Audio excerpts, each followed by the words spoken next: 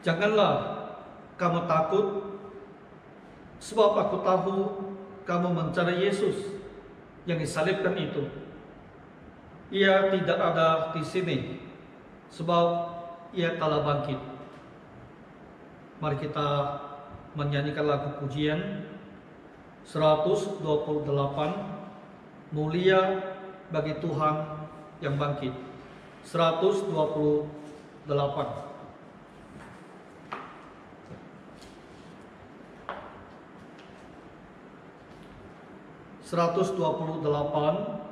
Mulia bagi Tuhan yang bangkit.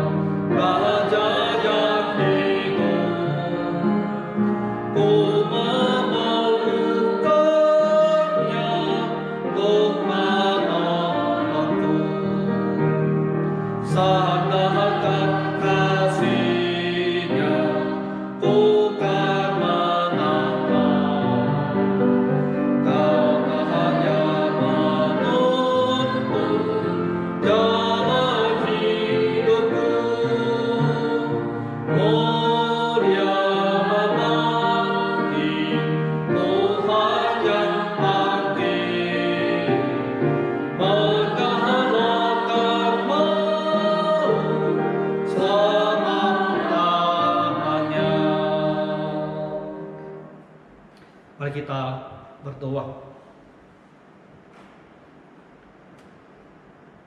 Tuhan Bapa Surgawi,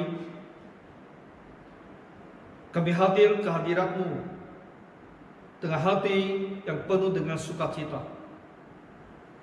Karena Tuhan Yesus, Juru Selamat kami, telah bangkit dari kematian, telah menang atas maut. Tuhan Yesus, Engkau sungguh adalah anak Allah, dan Engkau membawakan kepada kami kehidupan yang kekal. Kami datang dengan hati yang bersyukur, penuh dengan sukacita. Bapa Surgawi, sertailah kami di rumah kami masing-masing untuk beribadah dan merayakan Minggu Paskah, merayakan kebangkitan Sang Juru Selamat dunia ini. Sertailah kami dan berilah kami pertolongan Roh Kudus-Mu, dan kami beribadah dalam roh dan kebenaran dan berkenan kepada Tuhan. Ampunilah kami dari segala dosa dan kesalahan kami. Dalam nama Tuhan Yesus Kristus kami berdoa. Amin.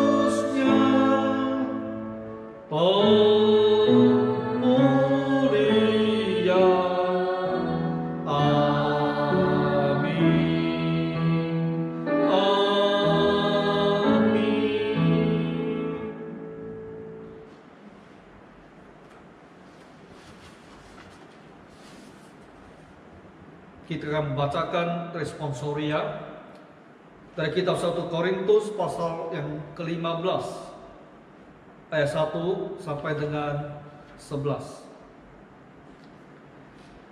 1 Korintus pasal ke-15 ayat 1 sampai 11. Dan sekarang saudara-saudara, aku mau mengingatkan kamu kepada Injil yang aku beritakan kepadamu dan yang kamu terima, dan yang di dalamnya kamu teguh berdiri.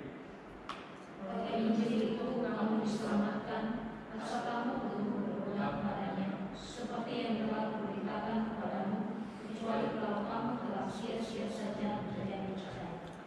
Sebab yang sangat penting telah kusampaikan kepadamu, yaitu apa yang telah kuterima sendiri, ialah bahwa Kristus telah mati karena dosa-dosa kita, sesuai dengan kitab suci. Bahwa Ia telah dikuburkan dan bahwa Ia telah dibangkitkan pada hari yang ketiga sesuai dengan kitab suci. Bahwa Ia telah menampakkan diri kepada Kefas dan kemudian kepada ke-12 muridnya. Sesudah itu Ia menampakkan diri kepada lebih dari 500 saudara sekaligus. Kebanyakan dari mereka masih hidup sampai sekarang, tetapi beberapa di antaranya telah meninggal. Selanjutnya Ia menampakkan diri kepada Yakobus, kemudian kepada semua rasul. Dan yang paling akhir dari semuanya, Ia menampakkan diri juga kepadaku, sama seperti kepada anak yang lahir sebelum waktunya. Karena aku adalah yang paling hina dari semua rasul, sebab aku telah menganiaya jemaat Allah. Tetapi karena kasih karunia Allah, aku adalah sebagaimana aku ada sekarang, dan kasih karunia yang dilimpahkannya kepadaku tidak sia-sia. Sebaliknya aku telah bekerja lebih keras daripada mereka semua, tetapi bukannya aku, melainkan kasih karunia Allah yang menyertai aku. Sama-sama, sebab itu baik aku maupun mereka, demikianlah kami mengajar dan demikianlah kamu menjadi percaya. Amin. Mari kita lanjutkan ibadah kita dengan pujian 132, Kristus bangkit. 132, Kristus bangkit.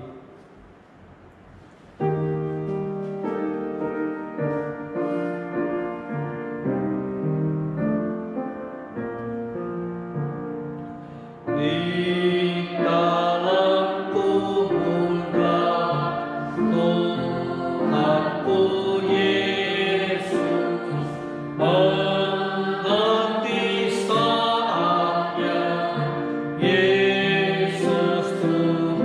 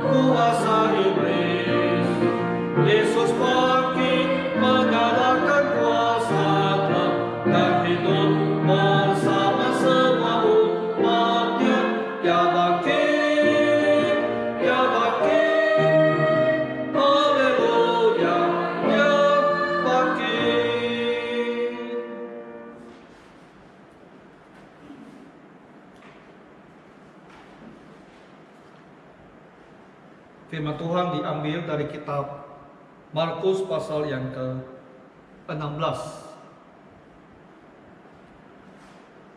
Markus pasal yang ke-16 ayat pertama sampai ayat yang ke-8.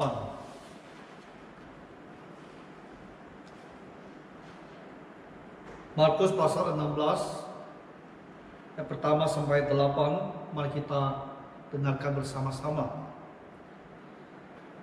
Setelah lewat hari Sabat, Maria Magdalena dan Maria ibu Yakobus serta Salome membeli rempah-rempah untuk pergi ke kubur dan memenyaki Yesus.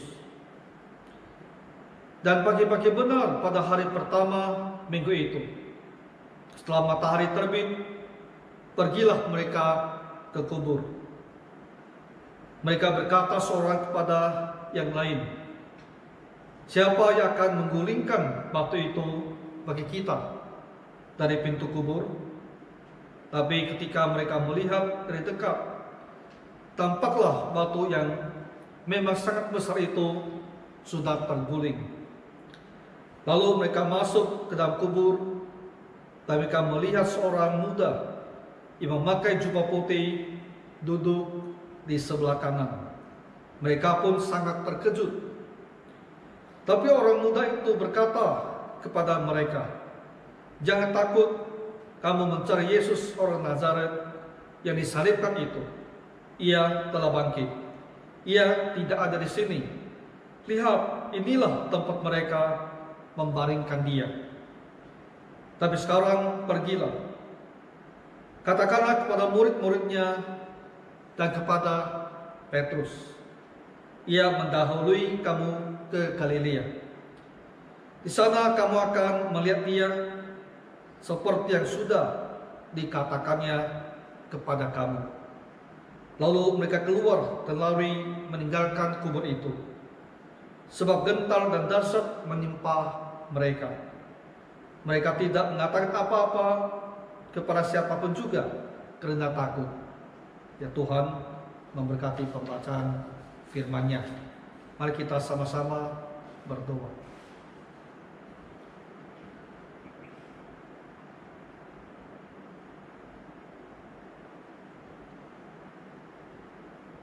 Tuhan Bapa Surgawi, hati kami sungguh bersyukur untuk Tuhan Yesus yang telah bangkit dari kematian. Tuhan kami telah menang atas maut. Dia sesungguhnya adalah anak Allah yang telah datang ke dalam dunia ini. Kami bersyukur Tuhan telah bangkit untuk membawakan kehidupan kekal bagi semua orang yang percaya. Bapa Surgawi, kami berterima kasih untuk keselamatan dan hidup kekal yang telah kami terima di dalam Tuhan Juru Selamat kami.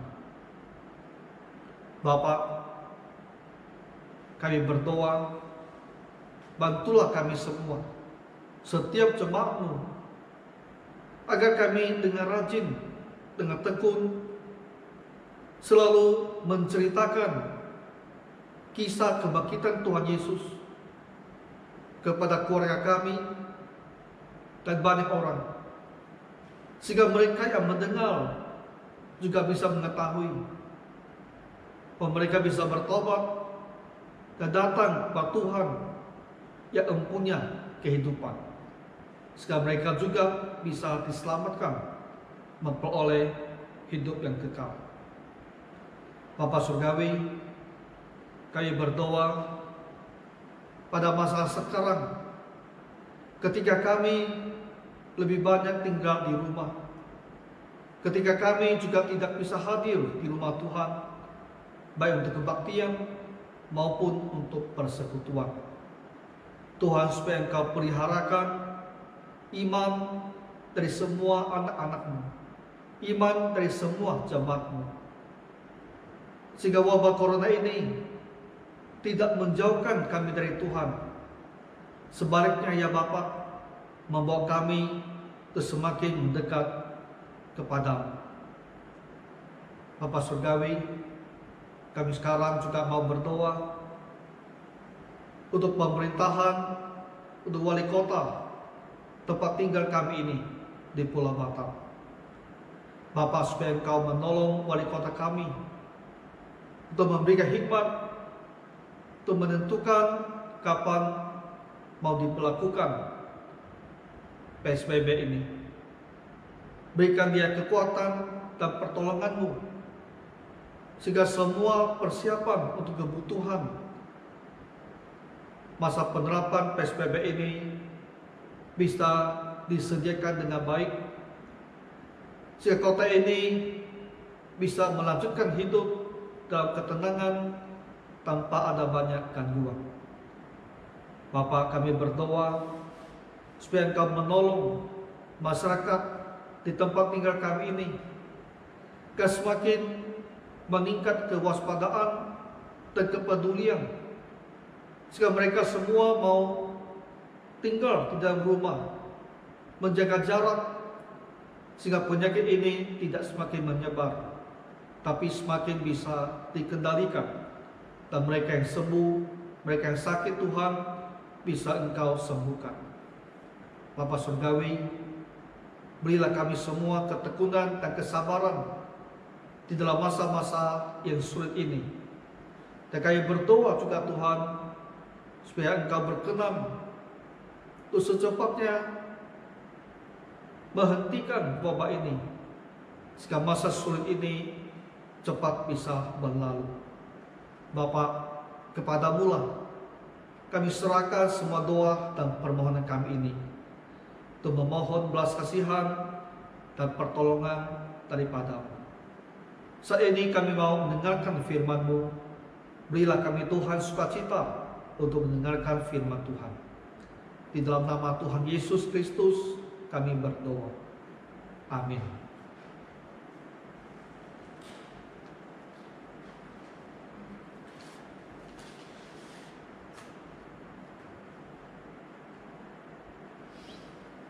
Jadi di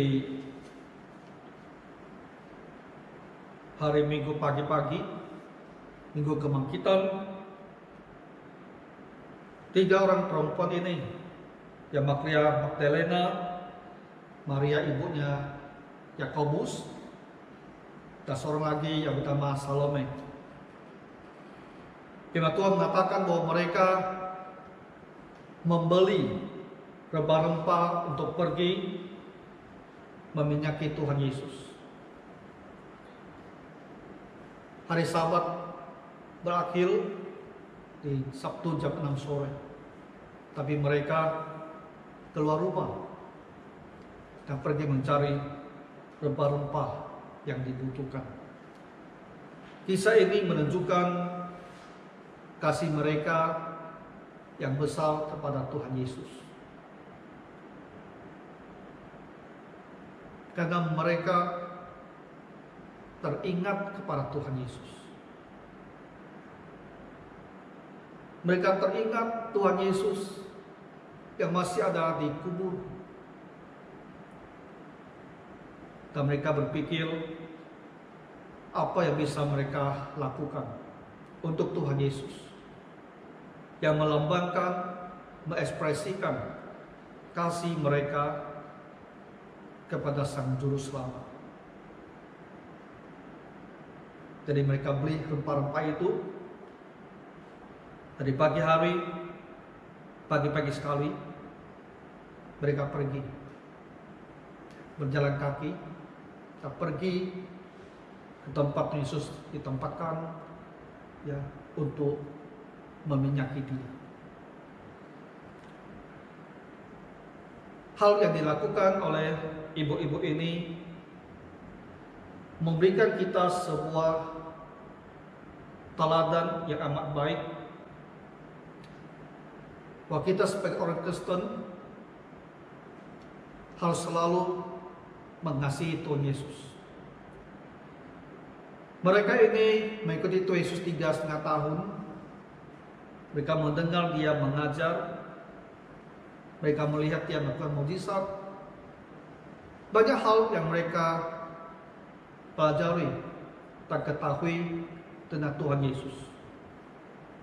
Namun kita orang Kristen mempunyai pengetahuan yang lebih sempurna daripada mereka.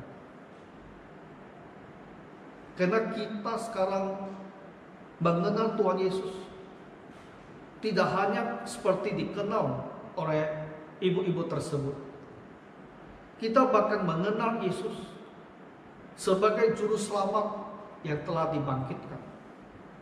Ketika mereka ke kubur, mereka tidak tahu bahwa Yesus ini akan bangkit.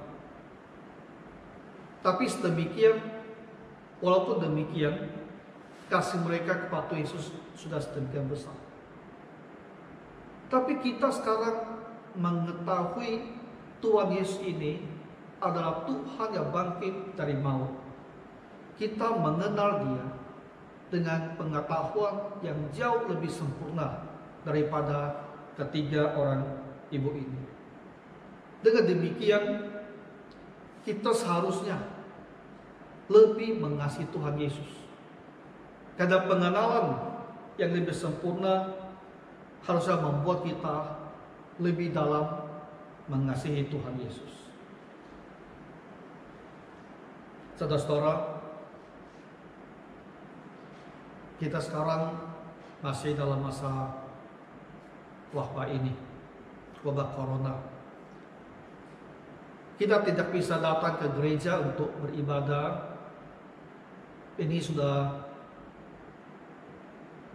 minggu yang ketiga ya kita beribadah dengan dipandu pada sebuah video. Kita hanya bisa beribadah di rumah kita masing-masing. Sudah 3 minggu lebih kita tidak ke gereja, kita tidak ikuti persekutuan. Dalam keadaan demikian, kita harus lebih berhati-hati. Karena ada kemungkinan kasih kita kepada Tuhan itu semakin menipis. Karena kurangnya ibadah bersama dan persekutuan bersama di rumah Tuhan. Kalau kita tidak berhati-hati, bisa-bisa terjadi hidup kita semakin menjauh dari Tuhan.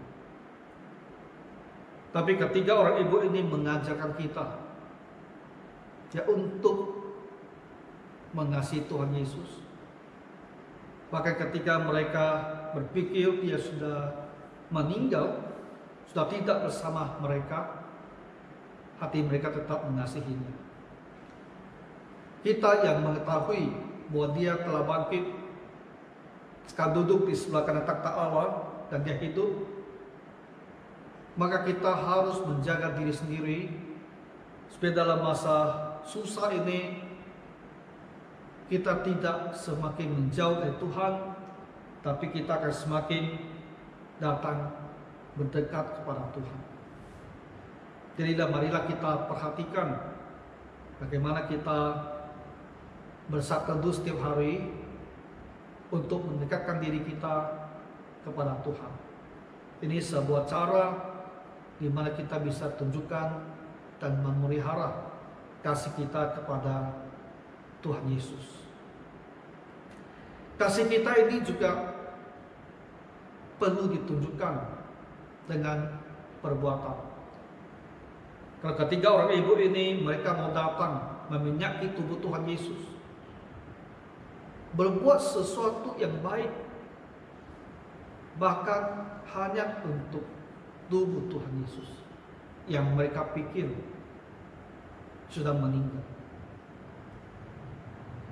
Kasih kita kepada Yesus itu harus kita tunjukkan melalui perbuatan. Jadi kita harus berpikir, apa yang bisa saya lakukan bagi Tuhan Yesus yang akan menggambarkan kasih kita kepada Tuhan. Kadang-kadang hal yang mau kita lakukan, kita mungkin merasa sulit, banyak hambatan. Seperti yang kita lihat ya dalam ketiga orang ibu ini juga, ketika mereka mau berbuat sesuatu bagi Tuhan Yesus, itu juga ada hambatannya. Karena mereka sendiri berkata, siapakah yang akan menggulingkan batu itu bagi kita dari pintu kubur? Mereka tidak tahu setelah tiba di kubur nanti bagaimana mereka mau menggulingkan batu yang besar. Mereka merasa ini adalah sebuah hambatan yang sepertinya mereka belum tahu bagaimana mengatasinya. Tapi yang kita amati adalah meskipun demikian, mereka tetap berangkat ke sana. Sesuatu hal yang mau mereka lakukan bagi Tuhan Yesus, meskipun mereka melihat ada kesulitan, ada hambatan, itu tidak membuat mereka lalu mengundurkan diri atau melupakannya. Tapi mereka tetap maju, dan kita melihat Tuhan Allah sendiri yang menolong mereka dan menghilangkan hambatan yang ada di depan mata mereka ini. Jadi apa yang mau saya katakan adalah demikian. Ketika kita ingin berbuat sesuatu bagi Tuhan Yesus, dan mungkin hal yang baik itu ada kesulitannya, tapi kita tetap berusaha untuk melakukannya. Hambatan itu bisa Tuhan yang akan atasi. Sehingga ketika kita melangkah, kita menemukan hambatan yang semulanya kita pikir ada di situ, ternyata itu sudah tidak ada lagi. Dan kita bisa berbuat sesuatu bagi Tuhan Yesus.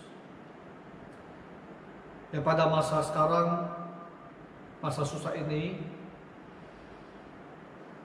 cara kita berbuat baik pada Tuhan Yesus adalah berbuat baik pada gereja Tuhan, berbuat baik pada umat Tuhan, dan berbuat baik pada manusia yang Tuhan ciptakan. Kalau ada sesuatu hal yang bisa kita perbuat untuk mereka dalam nama Tuhan Yesus, biar kita perbuat, ya, sehingga mereka bisa tertolong. Apalagi yang kita lihat di dalam bacaan pagi hari ini, ketika mereka sampai di kubur itu, maka mereka menemukan ada malaikat, dan berita yang disampaikan adalah demikian: jangan takut, kamu mencari Yesus orang Nazaret yang disalibkan itu. Ia telah bangkit. Ia tidak ada di sini. Lihatlah, inilah tempat mereka membaringkan dia. Saudara-saudara, yang kita lihat di sini adalah berita kebangkitan Tuhan Yesus. Dan bagaimana hubungan berita ini dengan kita manusia? Bapak Ibu sekalian, ketika kita melihat hidup kita yang hanya berapa puluh tahun di dunia yang fana ini, dan orang dunia ini akan bertanya, apakah ada harapan saya dengan hidup ini? Hidup yang begitu cepat berlalu, apakah ada harapan di balik kematian ini? Kita orang Kristen, kita jelas tahu kita punya harapan yang begitu besar. Tetapi dunia ini tidak tahu. Mereka yang dilahirkan oleh perempuan dan hidup, menjalani hidup mereka, tahun-tahun mereka lewati, dan mereka akan berpikir, apakah ada harapan bagi saya dalam hidup ini? Sebagian akan berpikir, barangkali setelah saya mati, saya hanya akan hilang begitu saja. Saya sudah tidak ada lagi, sirna. Itu anut itu di pikiran, dianut oleh banyak kalangan. Tapi ketika kita berpikir bahwa hidup saya itu hanya ada di dunia sekarang ini, dan setelah saya mati semuanya lenyap, maka kita akan merasakan betapa sia-sianya hidup kita ini. Ya. Segala yang ada, yang kita alami, ternyata setelah kita mati, kita berpikir semua sudah tidak ada. Maka ada sebagai orang, mereka dengan mudah saja membunuh diri ketika mereka sudah letih dan kesusahan dalam hidup dunia ini. Dan mereka pikir mungkin setelah hidup ini tak ada apa-apanya lagi, semua hilang. Saudara-saudara, kalau kita renungkan, pemikiran demikian akan muncul di dalam hati kita sebuah kesedihan yang amat besar, bahwa ternyata hidup hanya begitu saja. Tapi saudara-saudara, firman Tuhan mengatakan kepada kita, hidup tidak hanya demikian. Kematian bukan akhir dari segala sesuatu. Kita punya sebuah pengharapan, yaitu kebangkitan. Setelah hidup ini, setelah kematian ini, yang akan datang itu ada lagi, yaitu sebuah pengharapan yang pasti akan kebangkitan. Bagi kita orang Kristen, kita bersyukur karena Tuhan Yesus telah bangkit, menjadi sebuah bukti yang begitu nyata dan jelas bagi kita bahwa kematian bukan akhir dari segala sesuatu. Tapi di balik kematian ada hidup lagi, yaitu hidup kebangkitan. Rasul Paulus berkata demikian tentang kebangkitan kita di 1 Korintus pasal 15 ayat 22 dan 23. Karena sama seperti semua orang mati dalam persekutuan dengan Adam, demikian pula semua orang akan dihidupkan kembali dalam persekutuan dengan Kristus. Di dalam Kristus kita akan dihidupkan kembali. Kematian bukan akhir segala sesuatu. Setelah kematian kita tidak lenyap. Setelah kematian akan ada kebangkitan kembali. Tapi tiap-tiap orang menurut urutannya. Kristus sebagai buah sulung, artinya yang pertama kali bangkit. Sesudah itu mereka yang menjadi miliknya pada waktu kedatangannya. Kita semua yang percaya kepadanya adalah milik Tuhan Yesus. Pada waktu dia datang kembali untuk kedua kalinya, disitulah waktunya kita akan dibangkitkan kembali. Jadi kita semua ada orang yang mempunyai pengharapan besar, pengharapan akan hidup yang kekal. Kematian itu bukan lagi akhir dari hidup kita, bukan lagi akhir dari segala sesuatu. Ya, kita mempunyai pengharapan akan dibangkitkan untuk hidup yang kekal ini. Jadi ketika malaikat muda ini berkata kepada ketiga orang ibu ini, ia telah bangkit, ia tidak ada di sini. Ini juga ada sebuah berita kepada kita semua, bahwa kita pun akan bangkit, kita akan mempunyai hidup yang kekal. Satu hal lagi yang kita lihat di dalam bacaan ini, malaikat itu berkata supaya mereka kembali dan menyampaikan kepada murid-murid Tuhan Yesus agar mereka pergi ke Galilea. Karena di sana kamu akan melihat dia seperti yang sudah dikatakannya kepadamu. Dan kita membaca di Matius pasal 28, murid-murid ini mereka pergi ke Galilea. Dari sana mereka bertemu dengan Tuhan Yesus, dan Tuhan Yesus memberikan mereka sebuah amanat yang kita sebut amanat agung, sebuah perintah agung untuk pergi dan memberitakan Injil ke seluruh dunia.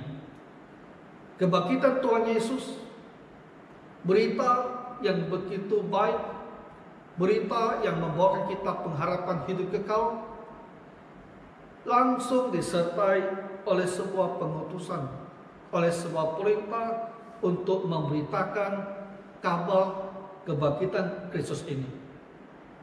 Maka kita setiap orang Kristen dan gereja, kita mempunyai sebuah misi, ya, untuk menceritakan kepada orang banyak tentang kebangkitan Tuhan Yesus. Ini adalah sebuah perintah yang melekat pada orang Kristen dan pada gereja sepanjang masa, ya, sampai Tuhan Yesus datang kembali. Hari ini kita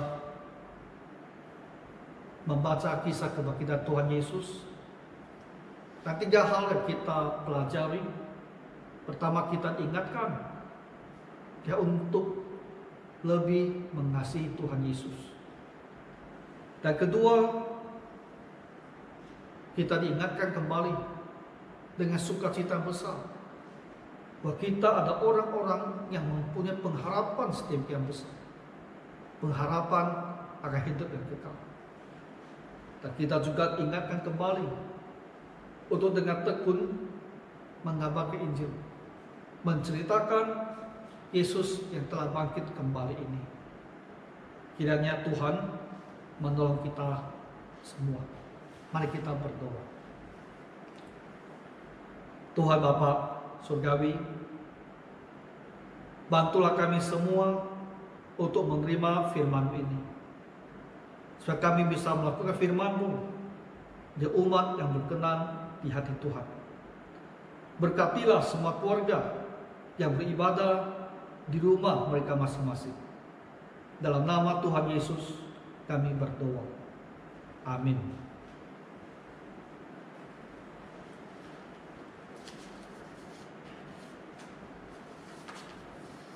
Mari kita menyanyikan satu lagu yang terakhir, 133, Karena Dia Hidup. 133, Karena Dia Hidup.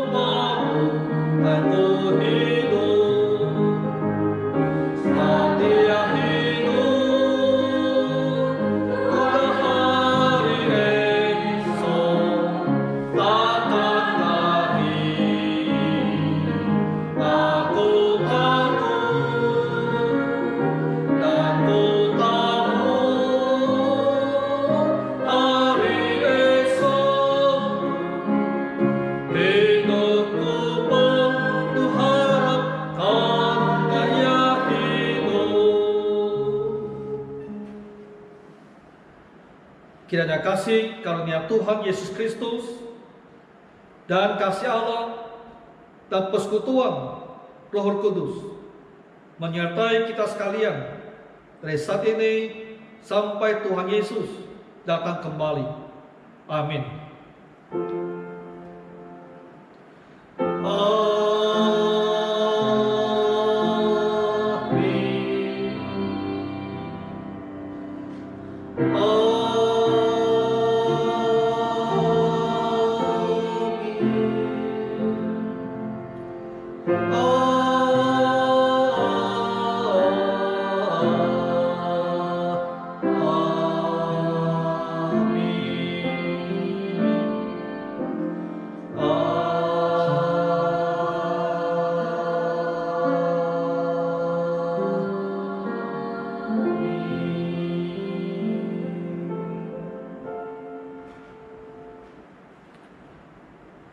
Waktu yang kita telah selesai, doa teduh, Tuhan memberkati.